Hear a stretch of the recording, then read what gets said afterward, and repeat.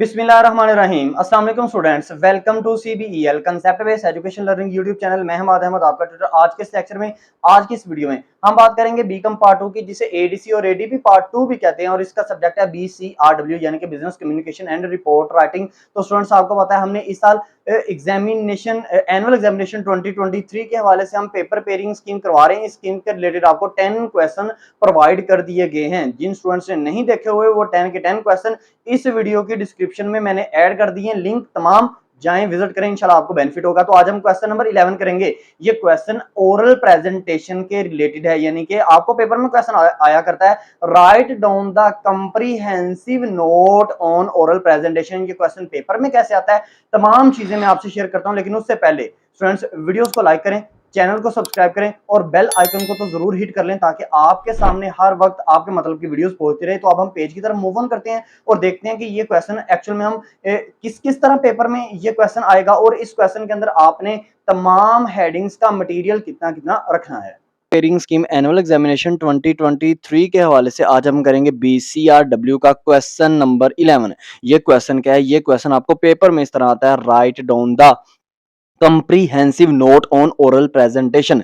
यहाँ ये क्वेश्चन और भी मजीद नेम से आपको आता है, आपको इस पिक्चर पर भी शो हो रहे हैं ये नेम्स, लेकिन इसके अलावा भी मजीद नेम से ये क्वेश्चन आता है। वीडियो के एंड पर मैं आपको बताऊंगा, और उस मतलब जिन जिन नेम से ये आता है उन नेम्स को भी आपसे शेयर करूंगा, और दूसरा ये भी बताऊंगा कि तब आप हर क्वेश्चन के अंदर क्या क्या हेडिंग्स और कितना कितना मटेरियल रखेंगे। तो स्टूडेंट्स, अभी अपने माइंड में ये रखिएगा कि हमारा क्वेश्चन क्या है, right on the comprehensive note on oral presentation. तो सबसे पहले आपको ये पता होना चाहिए ओरल प्रेजेंटेशन क्या है। आप पेपर के अंदर ना सबसे पहले इंट्रोडक्शन की हेडिंग देके इंट्रोडक्शन ये लिखोगे। अब इस इंट्रोडक्शन के अंदर आपको दो निशान नजर आ रहे होंगे, आपने सेकंड वन जो आपका निशान है ना, वहां तक आपने इंट्रोडक्शन रखना है। तो ओरल प्रेजेंटेशन को समझिएगा। देखें, प्रेजेंटेशन जब कोई शख्स आपके सामने तकरीर कर रहा हो, लेक्चर डिलीवर कर रहा हो, या आपको किसी भी टॉपिक पर प्रेजेंटेशन दे रहा हो, तो स्टूडेंट्स याद रखिएगा, जो प्रेजेंटेशन देने वाला पर्सन जो प्रेजेंटेशन आपको बोल कर देता है उसको कहते हैं ओरल प्रेजेंटेशन। मिसाल के तौर पर आपके टीचर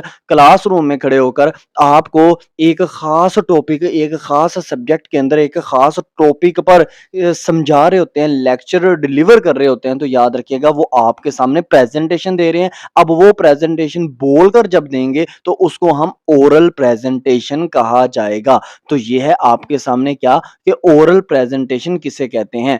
अब ये क्वेश्चन के अंदर क्योंकि ये है कंप्रीहेंसिव नोट, तो इस कंप्रीहेंसिव नोट के अंदर सबसे पहले आप पेपर के अंदर इंट्रोडक्शन की हेडिंग देने के बाद उसके अंदर इतना इंट्रोडक्शन लिखने के बाद आप स्टूडेंट्स क्या करोगे, आप स्टूडेंट्स एक हेडिंग दे दोगे। यहाँ हेडिंग दोगे असेंशियल या स्टेप या स्टेजेस, इन तीनों में से एक वर्ड की आप हेडिंग दोगे। असेंशियल ऑफ ओरल प्रेजेंटेशन की हेडिंग दे लोगे, या स्टेप्स ऑफ ओरल प्रेजेंटेशन की हेडिंग दोगे, या स्टेजेस ऑफ ओरल प्रेजेंटेशन की आप हेडिंग दोगे। अब हर एक असेंशियल को हम बारी बारी डिस्कस करते हैं।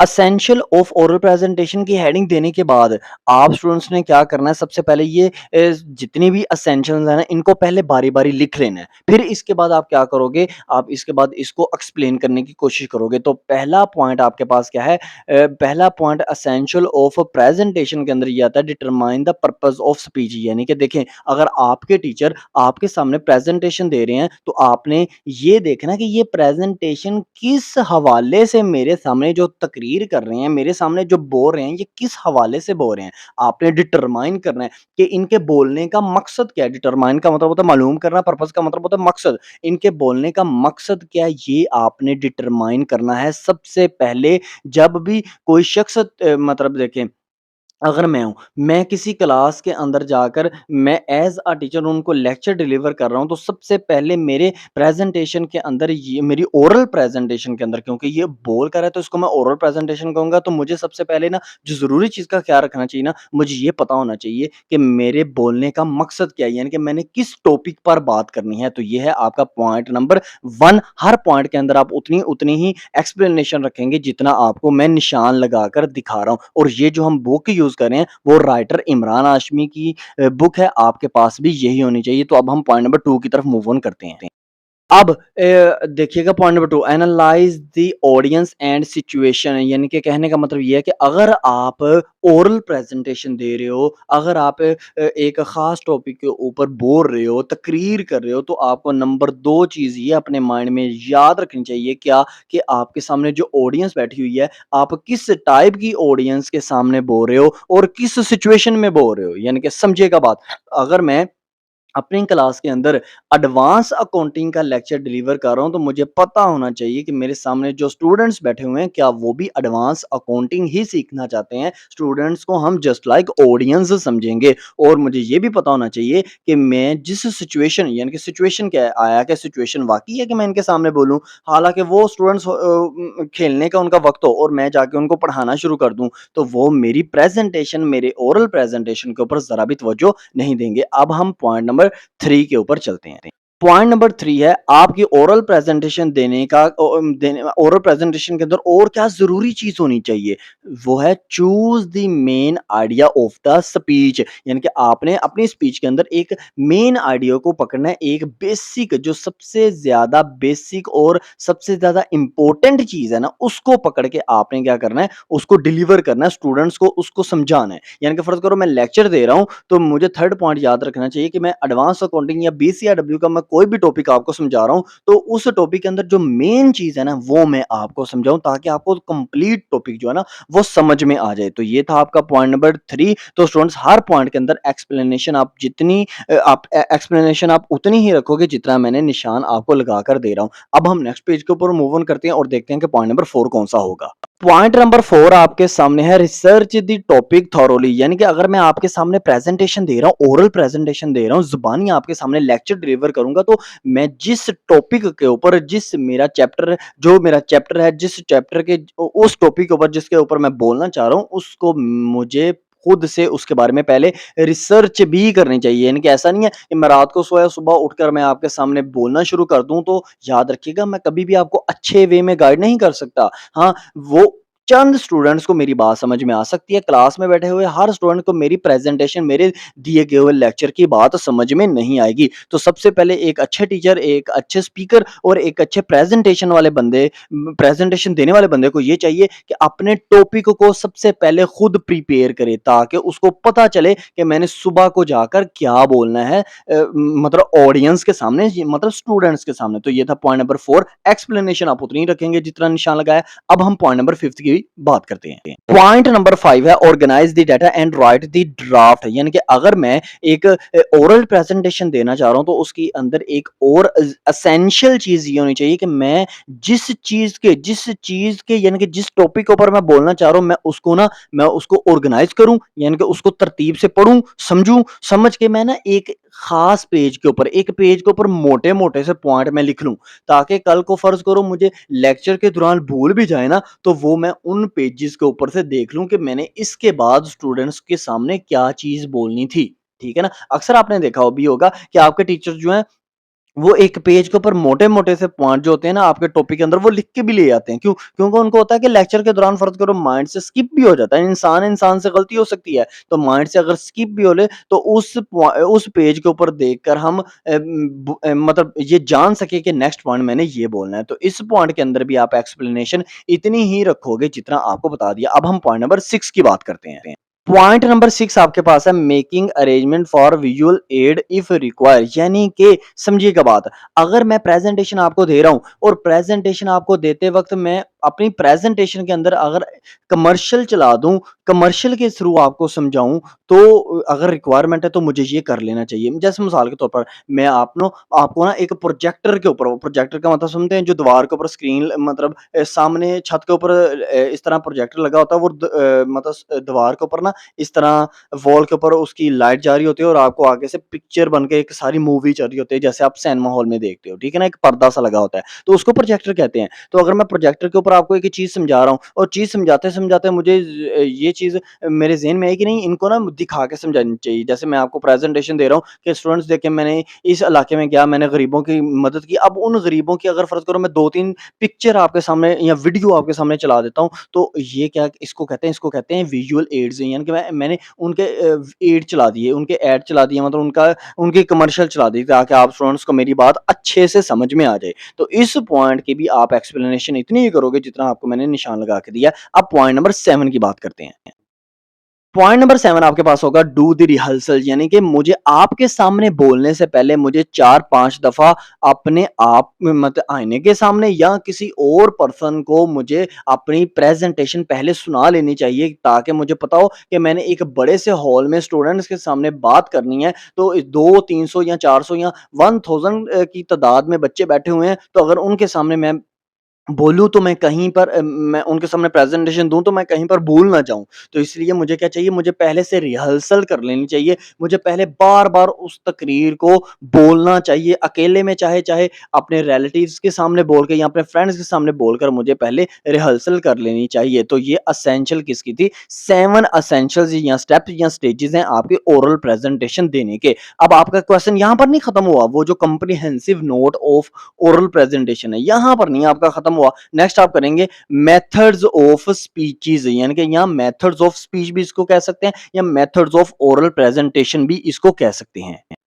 अब हम स्टूडेंट्स क्या करेंगे मेथड्स ऑफ ओरल प्रेजेंटेशन या मेथड ऑफ स्पीच। सबसे पहले आप ना ये 4 के 4 मेथड के इस तरह नाम लिखेंगे, फिर आप इसको वन बाय वन एक्सप्लेन करेंगे। तो पहला मेथड आपके पास क्या है? एक्सटेम्पोरेस मेथड यानी कि ये मेथड क्या होता है? इस मेथड यानी अगर आपने प्रेजेंटेशन देनी है ना तो आपको 4 तरीकों पर फॉलो करना चाहिए। नंबर 1 तरीका आपसे क्या है? मैं नंबर 1 मेथड क्या है? नंबर 1 मेथड में ये कहता है कि अगर आपने किसी भी लोगों के सामने 100 लोगों के सामने या 200 लोगों के सामने या 500 लोगों के सामने या 1000 लोगों के सामने आपने बोलना है, प्रेज़ेंटेशन देनी है, बोलकर उनके सामने तकरीर करनी है, तो आपको अपने जो तकरीर के मेन पॉइंट्स हैं, मोटे-मोटे आपके 4, 5, 7, 8, 10 जितने भी पॉइंट्स हैं, यानी कि आपने कहाँ तक कितना-कितना बोलना है, आपने उन मोटे-मोटे पॉइंट्स को एक पेज पर लिख कर रख लो। जैसे मिसाल के तौर पर मैं 1000 बंदों के सामने कल्चर ऑफ पाकिस्तान के ऊपर बोलना चाहता हूँ, तो मैं उनके मोटे-मोटे पॉइंट को एक पेज पर रख लूँ, यानी कि सबसे पहले लिख लूँ लिबास, फिर लिख लूँ त्योहार, फिर लिख लूँ ज़ुबान, फिर लिख लूँ हमारे खेल।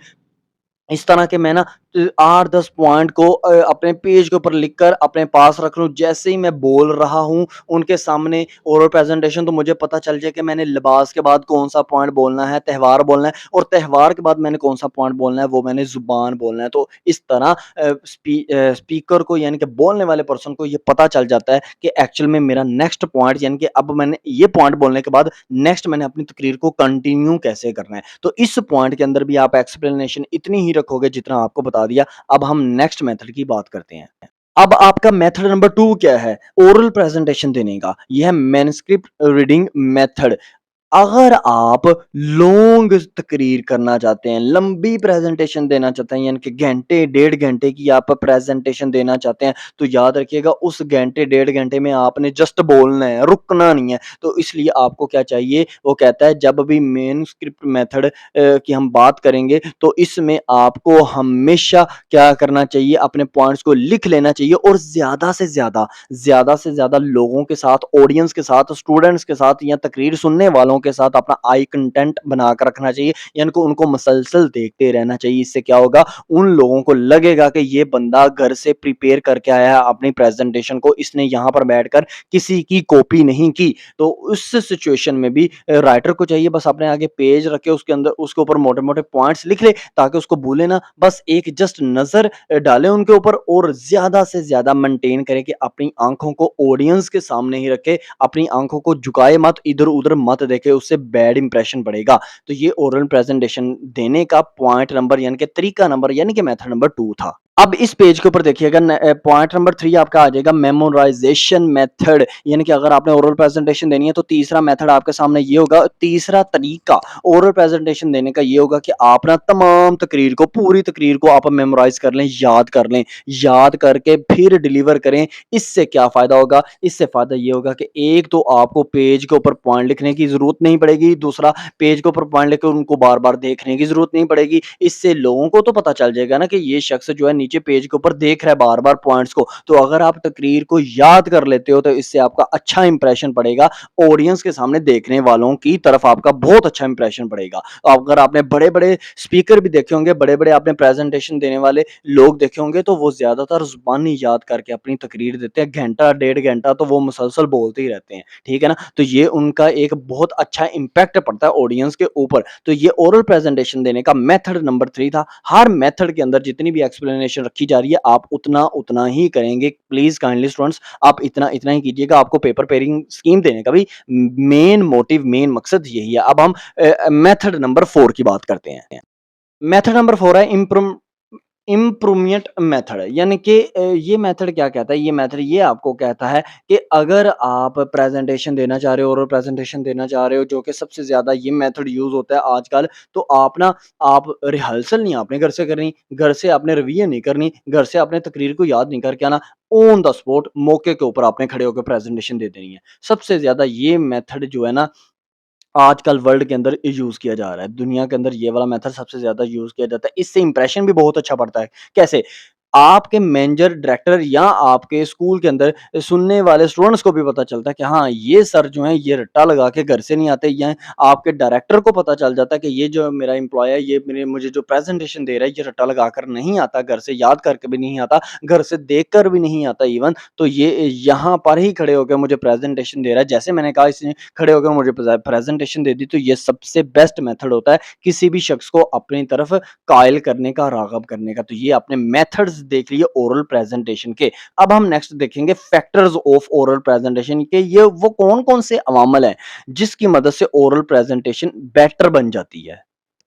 अब स्टूडेंट्स देखिएगा, फैक्टर्स ऑफ ओरल प्रेजेंटेशन का मतलब क्या है कि जी ओरल प्रेजेंटेशन देनी है तो इन अवामल पर ना ज़रूर मद्देनज़र रखना है, इन अवामल को ज़रूर अपने माइंड में रखना है। तो सबसे पहले ये 6 के 6 पॉइंट आप इसी तरह लिखोगे, पेपर के अंदर भी पहले आपने जस्ट पहले लिखने हैं, फिर इसके बाद आपने वन बाय वन हर किसी को एक्सप्लेन करना है। तो पहला अपीयरेंस, अपीयरेंस का मतलब होता है कि अगर आपने ओरल प्रेजेंटेशन देनी है तो आपने छुप के ओरल प्रेजेंटेशन, किसी पर्दे के पीछे ओरल प्रेजेंटेशन नहीं देनी। आपने बिल्कुल सामने आके, आपने सबके सामने आप नज़र आने चाहिए सबको। जैसे आप देखो, मैं अभी बोल रहा हूँ ना, तो आपको सिर्फ़ जस्ट स्क्रीन के ऊपर पेज शो हो रहा है, तो इसका मतलब मैं अपीयरेंस नहीं कर रहा, मैं ओरल प्रेजेंटेशन ज़ुबानी बोल तो रहा हूँ, लेकिन मैं आपको छुप कर बोल रहा हूँ, तो इसका मतलब मैं अपीयरेंस शो नहीं कर रहा। आपने जब भी ओरल प्रेजेंटेशन देनी है, तो सबके सामने आपने क्या करना है, सबके सामने वो दिखाई देने चाहिए, आप दिखाई देने चाहिए। मैं क्यों नहीं दिखाई दे सकता? क्योंकि देखो, मैंने पिक्चर भी ऊपर लगानी थी, या तो मैं खुद को दिखा लूँ या पिक्चर को दिखा लूँ। तो अगर आपने प्रेज़ेंटेशन देनी है ना, तो ओरल प्रेज़ेंटेशन देने का सबसे पहला फैक्टर ये है कि आप नज़र आने चाहिए। ये है अपीयरेंस का मतलब। हेडिंग्स आप उतनी रखोगे जितना निशान लगाया है। पॉइंट नंबर 2 है पोस्चर, यानी कि जब भी आपने ओरल प्रेज़ेंटेशन देनी है ना, तो आपकी बॉडी लैंग्वेज बड़ी काउंट करेगी। पोस्चर्स आपके, जैसे हाथ हिलाने का स्टाइल, आपके बोलने का स्टाइल, आपके बात करने का स्टाइल, आपके क्वेश्चंस को आंसर देने का तरीका, ये तमाम पोस्चर्स के अंदर आते हैं। तो ओरल प्रेजेंटेशन में आगे वाले जब ऑडियंस आपसे क्वेश्चन पूछती है ना, तो आप अगर हाथों से उसको आंसर देते हो, हाथों के इशारे से भी समझाते हो, आप उनको अपने वो क्वेश्चन करते हैं, आप बहुत अच्छे वे में उनको आंसर करते हो, बहुत आपका जो लहजा है, आपकी जो टोन है, वो बहुत प्यारी है, तो वो आपकी प्रेजेंटेशन से बहुत ज़्यादा खुश होते हैं। पॉइंट नंबर 3 आपके पास आ जाएगा आई कंटेंट। आई कंटेंट का मतलब ये होता है कि आपने जब भी ओरल प्रेजेंटेशन देनी है, ज़्यादा से ज़्यादा आँखों को सामने, उनकी ऑडियंस की आँखों में देखकर बात करनी है। अपनी आँखों को कभी लेफ्ट हैंड साइड, कभी राइट हैंड साइड, कभी ऊपर, कभी नीचे, इस तरह नहीं घुमाना। आपने बिल्कुल उनकी आँखों में देखकर बात करनी है। ठीक है ना स्टूडेंट्स? तो ये 3 पॉइंट क्या हो गए ओरल प्रेजेंटेशन के फैक्टर्स के अंदर। हेडिंग्स आप इतनी रखोगे जितना मैंने आपको बता दिया। अब हम नेक्स्ट पेज पर चलते हैं और पॉइंट नंबर 4 करते हैं। पॉइंट नंबर 4 आपके सामने है वॉइस, यानी कि जब भी आपने ओरल प्रेजेंटेशन देनी है, तो वॉइस के फैक्टर को बहुत मद्देनजर आपने रखना है। आपकी आवाज़ ब्रीक सी नहीं होनी चाहिए, आपकी आवाज़ ऐसी होनी चाहिए, दमदार आपकी आवाज़ होनी चाहिए, मोटी वॉइस होनी चाहिए। आपकी वॉइस में थरथराहट भी नहीं होनी चाहिए। ऐसा भी नहीं होना चाहिए कि आप बोल रहे हो तो आपकी वॉइस से ना मतलब साँस लेने की आवाज़ें आ रही हैं।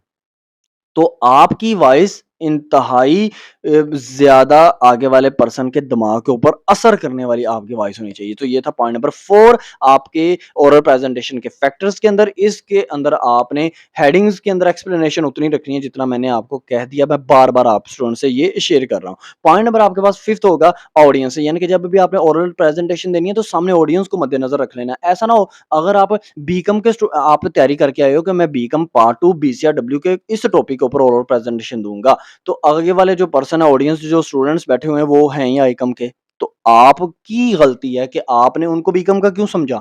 आप पहले सर्च तो कर लेते कि मैंने जिन स्टूडेंट्स के सामने बोलना चाह रहा हूँ वो स्टूडेंट्स आईकॉम के हैं कि या बीकॉम के हैं। तो ये आपका क्या था point number 5th oral presentation देने का ये फैक्टर था। पॉइंट नंबर 6 आपके पास और लास्ट होगा प्रिपरेशन, यानी कि जब भी आपने ओरल प्रेजेंटेशन देनी है ना, जुबानी बोलना है, प्रिपेयर कर लें अपने आप को, पहले तैयारी करें, तैयारी करने के बाद अपने टॉपिक पर तैयारी करने के बाद फिर बोल लें। तो ये स्टूडेंट्स आपके क्या थे फैक्टर्स। अब मैं आपको यहाँ पर फैक्टर्स आपके कंप्लीट हो गए। अब मैं आपको पहले तो ये बताता हूँ कि अगर आपको ये कंप्रीहेंसिव नोट आ जाए ना, तो आप कहोगे सारे ये सारे लिखने हैं क्या मैंने पॉइंट, नहीं, आपने बोला कैसे लिखना है। देखो अगर आपको comprehensive note on oral presentation आ जाए तो आपने ना, आपके पास है टोटल 7 है एसेंशियल के अंदर पॉइंट। सबसे पहले आप इंट्रोडक्शन लिखोगे, टोटल 7 एसेंशियल स्टेजेस और स्टेप्स हैं, उसके अंदर आप 5 लिखोगे। 5 लिखोगे एसेंशियल स्टेजेस या स्टेप, कोई भी हेडिंग आप दे सकते हो। उसके बाद मेथड्स आ गए, मेथड्स आप 4 के 4 लिखोगे। फिर इसके बाद आपके आ जाते हैं फैक्टर्स, तो फैक्टर्स भी आप कितने लिखोगे, 5 ही लिखोगे। तो इस तरह 5 फैक्टर, 5 एसेंशियल्स, 10 और 4 आपके पास हो जाएंगे क्या, 4 आपके पास हो जाएंगे मेथड्स, तो 14 आप जस्ट पॉइंट्स लिखोगे। अंडरस्टैंड। अब और किस-किस तरह ये क्वेश्चन आ सकता है, वो क्वेश्चन आपको सिंपली ये भी दे सकता है, कहता है write down the essentials of oral presentation. फिर आप 7 की 7 एसेंशियल्स ऑफ ओरल प्रेजेंटेशन लिखोगे विद इंट्रोडक्शन। इंट्रोडक्शन पहले देना है और फिर सिर्फ जस्ट 7 एसेंशियल लिखने के बाद क्वेश्चन को क्लोज कर देना है। अब बहुत से स्टूडेंट्स ये सोचते हैं सर जस्ट 7 हमारे नंबर आ जाएंगे 20 में से। स्टूडेंट्स आएंगे, ये बीसीआरडब्ल्यू इंग्लिश है, ये आई2बी एमबीएफ या ऑडिटिंग या बीसीआरडब्ल्यू नहीं है कि आपने 2-2 शीटें भरनी है, ठीक है ना। आपको इंग्लिश के अंदर जितना मटेरियल बुक के अंदर दिया हुआ आपने उतना ही लिखना है, वो चाहे 5 हेडिंग्स हो चाहे 4 हेडिंग्स हो। अच्छा, अगर आपको क्वेश्चन इसी तरह भी आ सकता है, वो कह सकता है write down the methods of oral presentation. तब आपने इंट्रोडक्शन ओरल प्रेजेंटेशन का देने के बाद ना सिर्फ ये 4 मेथड्स लिखने हैं, जो कि मेमोराइजेशन मेथड है, वो तमाम मेथड्स आपने क्या करने हैं, वो 4 के 4 जस्ट मेथड्स लिखने हैं। चाहे आपके एक शीट के अंदर क्वेश्चन आ रहा है, उससे आपको सरोकार नहीं है। वो पेपर वाला जाने उसने क्यों इतना छोटा सा क्वेश्चन दिया, ये उसकी सरदर्द है, ये आपकी सरदर्द नहीं है। अंडरस्टैंड कर रहे हैं बात को। इसी तरह आपको फैक्टर्स भी अलग करके क्वेश्चन पूछ सकता है कि explain the factors of oral presentation. तो आप ओरल प्रेजेंटेशन का इंट्रोडक्शन देने के बाद आप क्या करोगे, उसके फैक्टर्स 6 के 6 लिख दोगे, 6 के 6 फिर फैक्टर्स आप लिखोगे। तो फैक्टर्स भी 6 हैं, आपने ये नहीं समझना कि ये फैक्टर भी इतने थोड़े से हैं, तो ये कैसे होगा, ये तो बहुत छोटा सा क्वेश्चन आ जाए, वो उसकी सरदर्द है। मैं बार बार आपको बता रहा हूँ,